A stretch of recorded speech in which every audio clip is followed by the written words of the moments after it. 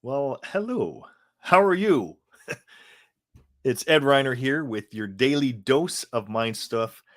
We are on day 22 of mind stuff, and we've gone over um, some really good stuff up until this point. We're going to continue to get into some really good stuff. Bob's gone over paradigms. He went over self confidence. Last episode, we touched on the two things that are essential that we know when we're moving towards our goal. We need to know where we are, where we're going, and we need to make sure that we are changing our paradigm. We talked about thinking into results versus letting our present circumstances dictate how we're going to think. So, in this episode, Bob is going to touch on go a little deeper on paradigms and this concept of cybernetics, psycho-cybernetics, which was first adopted from a Dr. Maxwell Maltz. So we'll get into this. We'll recap at the end as always. But let's get into the content with Bob, and I will see you after that's done.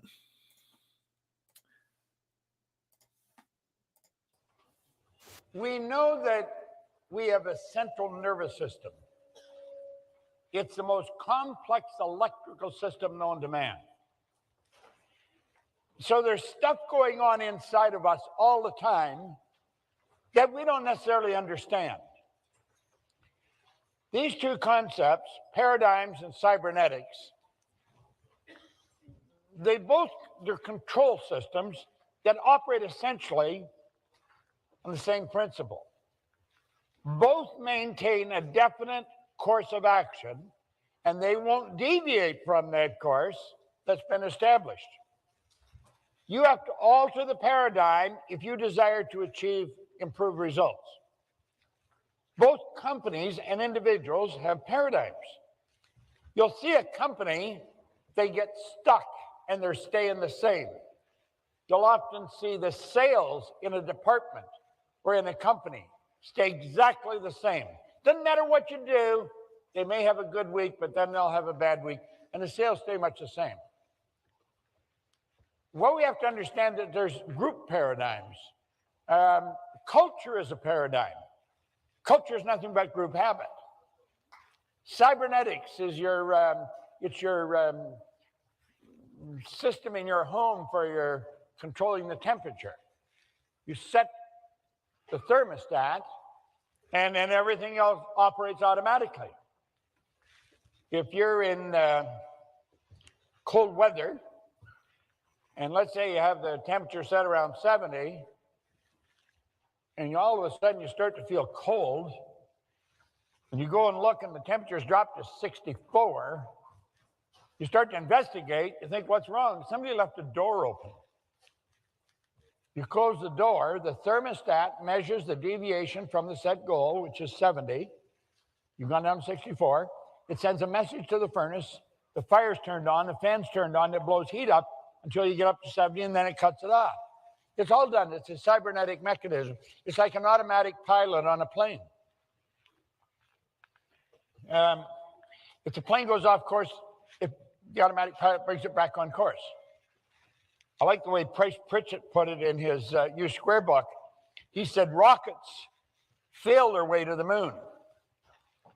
They're off course 90-some% of the time. It's correct. And that's the way we are. If we deviate from this program, it's correct. And so we stay much the same. If you live with someone, you could pretty well write a book about what they're doing. And they very rarely change their patterns. They stay much the same. And you don't wonder if it's going to be different. You know it's going to be much the same. Now, when a person changes, it's generally pretty big change. They've shifted the paradigm somehow or another. Most people are not aware of what they're doing, but they change it. Now, I changed the paradigm. I made a dramatic change in my paradigm, where I went, as I said, from $4,000 a year to $14,500 a month, and then it kept going up. And I really didn't know what was happening. I didn't know what caused it. And I didn't bother trying to figure it out for quite a while because it kept getting better and I was enjoying the better part of it. But one day, I took a look at how I was living. I thought, I'm not being very responsible. I was living in England and I just go down to Playboy and play roulette. I didn't care if I lost it because I knew where it was. And because I didn't care if I lost it, I usually won it. Now, and I thought, I'm really not being very responsible. But I couldn't find anybody that could tell me why I changed or how I changed. And I decided I was going to figure it out. Now, I knew I wasn't lucky. I didn't believe in luck. I read where Voltaire said we invented that word to express known effects of unknown causes. There's no such thing as luck in an ordinary universe.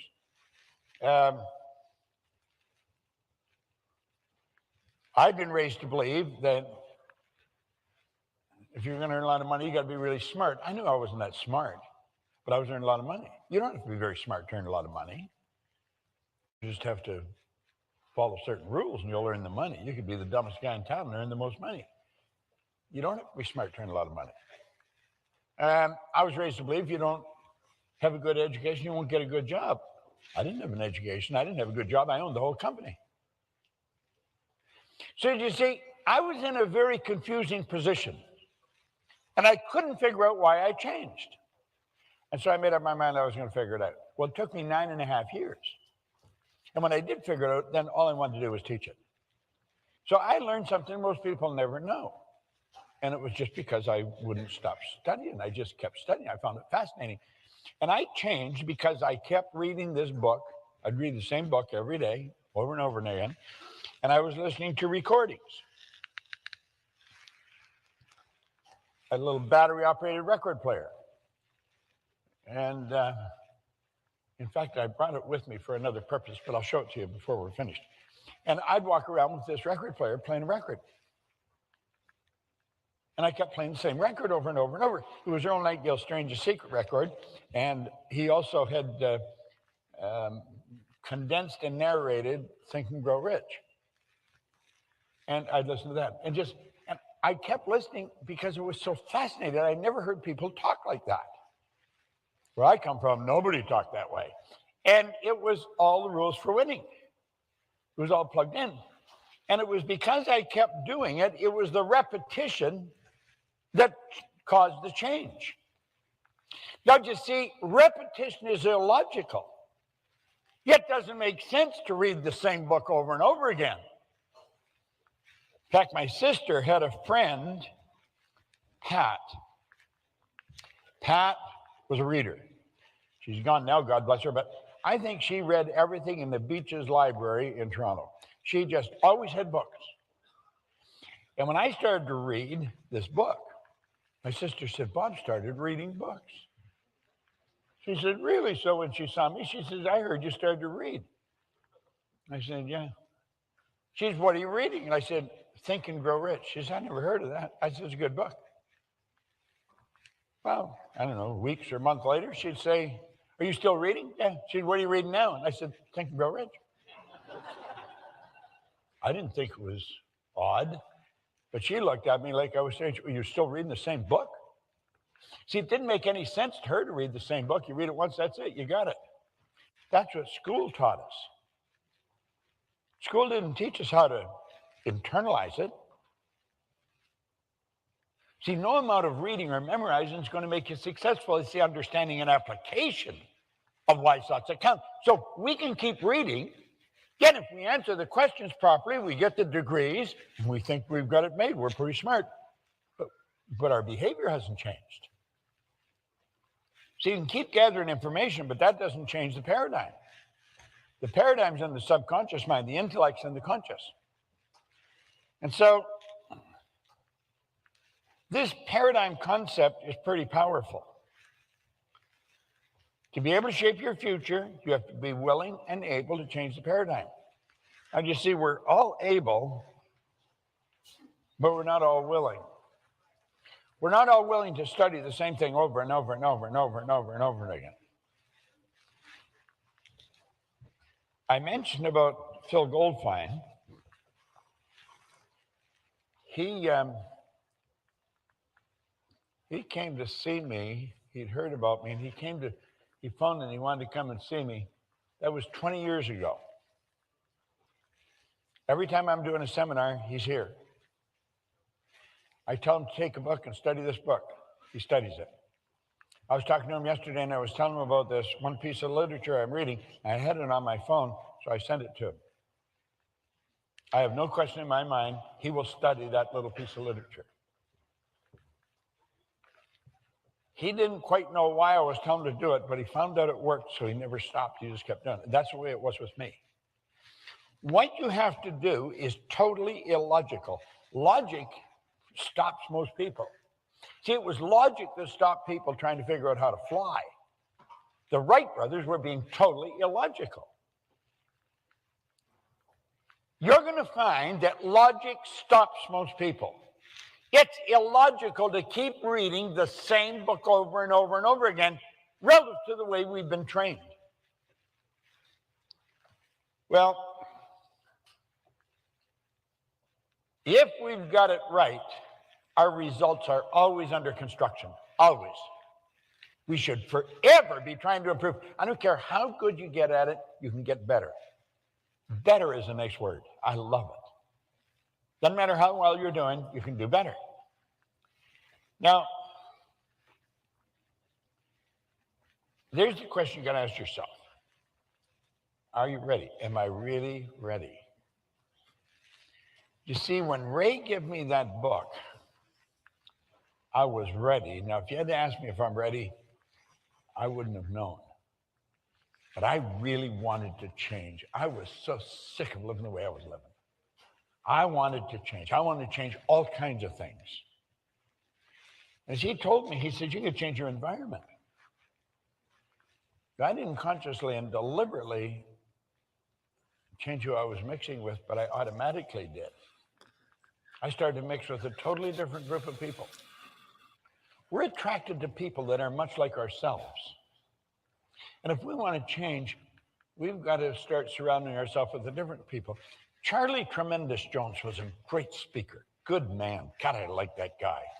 He's gone now, but he said, he used to phone, "Tremendous Bob, how are you?" And he was a wild man when he's speaking. He said, we are the product of the books we read and the people we associate with. Simple rule, and he's right. All right. So I hope you got a lot out of that one. This concept of cybernetics is a pretty amazing one. If you haven't seen that book or read that book, Cybernetics, it's absolutely phenomenal. And it deals a lot with the premise of our self-image, with which our self-image is part of our paradigm. And as Bob was just finishing there with Charlie Tremendous Jones saying that we are a product of the books we read, the people we hang out with. If you think about that, it makes a lot of sense.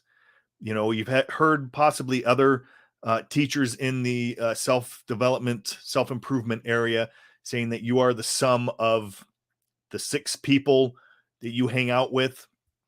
If you look at people that are born into welfare, are usually 5th, 6th generation welfare recipients. It's their environment. I forgot who it was, but someone said that environment is more important than heredity. So the thing is that we can change our environment. We can start to surround ourselves with people that are doing the things we want to do. And that doesn't necessarily mean that you have to physically be with those people, but you can start reading and studying autobiographies and people that are doing or have done the things that you want to do. You can plug into stuff like this, the Daily Dose of Mind stuff, and start to find different books or groups of people that are studying the same thing and communities and get involved with those people. It'll start to change your thinking and the way that you act and behave. And Bob was talking about these paradigms and the cybernetics, and he talked about a rocket failing itself to the moon, or an autopilot. So to kind of bring this in a different way with the cybernetics, because I love the cybernetics. Let's go to the. I'm going to bring up a whiteboard. Let's see. I'm using a pen here to move instead of my mouse. So I'm going to bring up a whiteboard, and I'm going to go over this in a bit of a different way here. Let's see. Let's switch, and let's see how that. No, let's go bigger. We'll go bigger. There. All right. So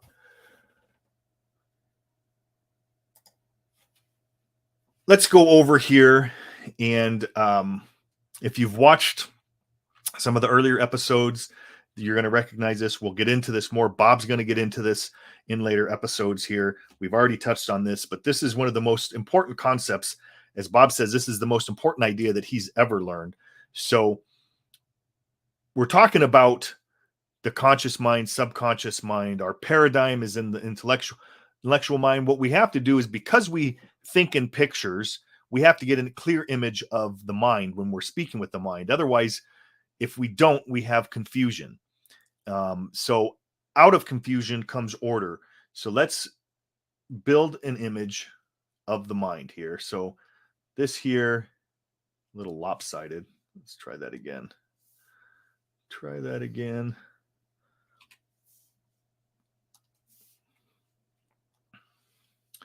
Okay, so this here is going to represent the mind. Okay, and we have here, this will be the body. So we're going to split the mind into two parts. We have the conscious mind and the subconscious mind, and the body is our vibrations. So it's the conscious mind is where we think, and the subconscious is where we feel. So the subconscious is where our paradigm is resident. Okay, this up here in the conscious mind, this is also where our intellect is. So as he was talking about our paradigm and this cybernetic mechanism that controls our behavior, what we'll do is let's just move and back up for a second. Whoops.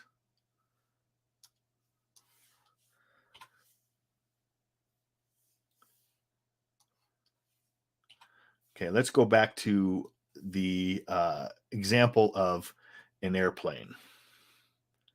Okay, so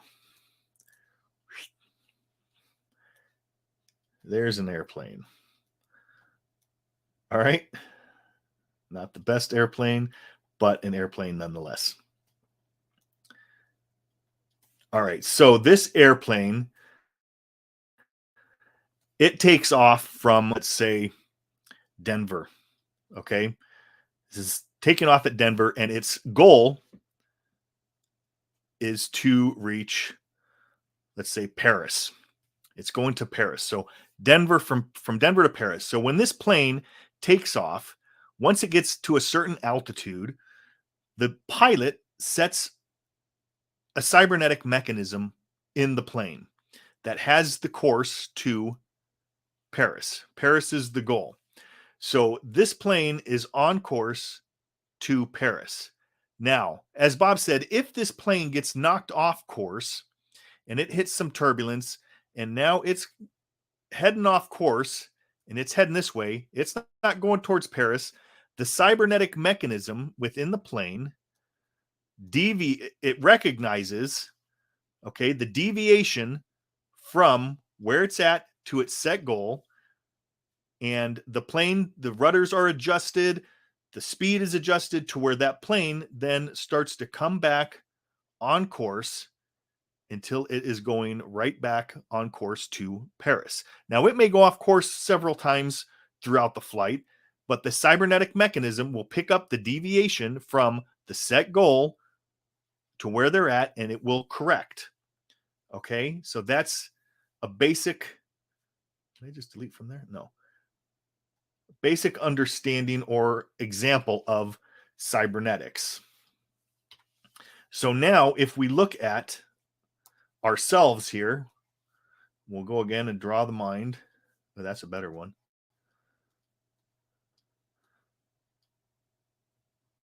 We'll make it a little bit sassy. All right. And we have in here, we have our paradigm. Now, part of our paradigm is our self-image. Okay. Now, this is the cybernetic mechanism. So let's say that we have a goal, and let's say he was talking about students and how we've been conditioned to study and just to read, to remember, repeat for the test. So let's say we have a student here that is that gets a D. They're getting a D in their schoolwork. So what happens is the parents will start to really crack down, get them to study more. Okay, the D is in harmony, is part of their self-image. Their paradigm is a D. So let's say that they are going to set a goal, and they're going to, put the heat on that they want to get an A. So that kid starts to study. Okay. Here they're studying, excuse me. They're studying the self-image, the paradigm, the cybernetic mechanism, which controls our nervous system and our behavior. It recognizes, okay, they're on track. They're normally a D. They start to study, and let's say they get an A on a test.